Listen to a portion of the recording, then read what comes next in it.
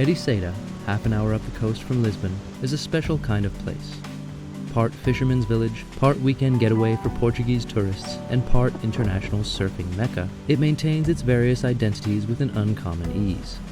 It's a place striking just the right balance, both relaxed and full of life, and it seems to resist being overrun by tourism and the businesses that cater to it, even as a definitive surge in surfing interest has taken hold here. Ericeira is special for its wide array of waves, beach breaks, point breaks, and reef breaks to suit a range of surfing styles and skill levels, all in a compact span of dramatic coastline. This 8-kilometer stretch of coast was named a World Surfing Reserve in 2011, and the surfers who come here can't stop raving about it. That's meant the village has been injected not only with a dose of cash, but also an optimistic entrepreneurial spirit, as surfers and others find ways to make a living here. Joana Rocha, who became Portugal's first female professional surfer in 2004, moved to Ericeira because if surfing is your life, this is the place to be. Now that she's no longer competing, she's opened a Surfhouse, something in between a guest house and a meeting place for surf lovers. She surfs with her guests nearly every day and is eager to spread the word about Ericeira. All the people live surf here. Everyone wants to help surf growing, and people know that if we have tourists, we are going to grow up. And it's really important if you want to live from surf. People are really interested to have guests here in Ericeira. Along the old narrow lanes of the village, it's clear that surfing is one of Ericeira's primary drivers of commerce. Surfboard makers are thriving here, especially independent ones, many of whose workshops are just outside the village. Wave Gliders is one of half a dozen. Its surfboards are entirely handcrafted by a local shaper known simply as Nico. Ribeiro sells those boards at his shop in the center of Ericeira as well as online.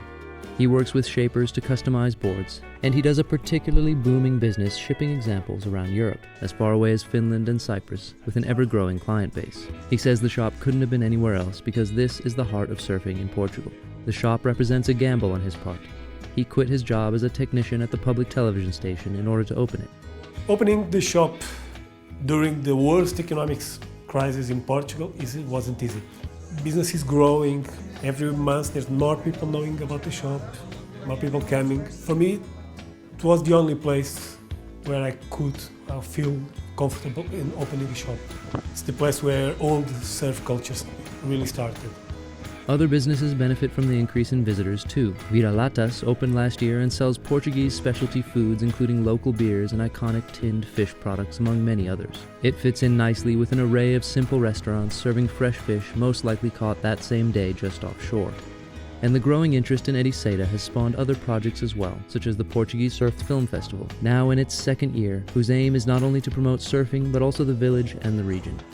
Ericeira is attracting a lot of tourism, so this is also a way to export Portugal. That's what we think. We are exporting Portugal and we're exporting Ericeira. José Gregorio is one of Portugal's surfing greats, and he's more recently worked with Quicksilver to develop its flagship store for Europe, located in Ericeira.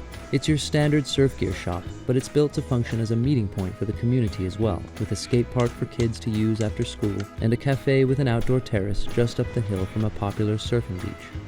When I started surfing in Portugal, there was like 100 surfers all over the country, and I knew everyone that was standing up on a board. Nowadays, they say there's 50,000 people surfing in the country. As a real soul surfer, we like to surf with your mates in good waves.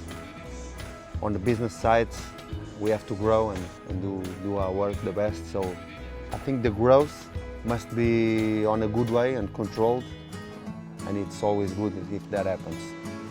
As more people take to surfing locally and more surfers arrive from around the world to try out Portugal's Atlantic Ocean waves, many in the region speak of this need to balance growth with protection of both beaches and the character of coastal towns. In many ways, Ericeira has so far been a model for such balance, but its future will depend on preserving it as interest grows. Francisco Cipriano, a geographer, and Antonio Pedro, who runs a surf school south of Lisbon, joined forces to produce the Portugal Surf Guide, with a mission to highlight just how much world-class surfing is available in Portugal. They see it as a key factor in the potential economic development along Portugal's coast, and they're eager to see that development managed intelligently. City halls that were not looking at the surf, they are like, oh, maybe this could be a good opportunity to promote tourism and to give more jobs to people, and we need people that work.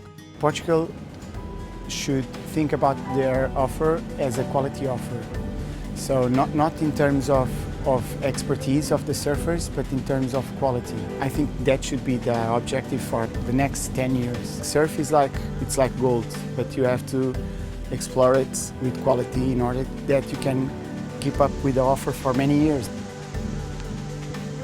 For Monocle in Ericeira, I'm Gabriel Lake.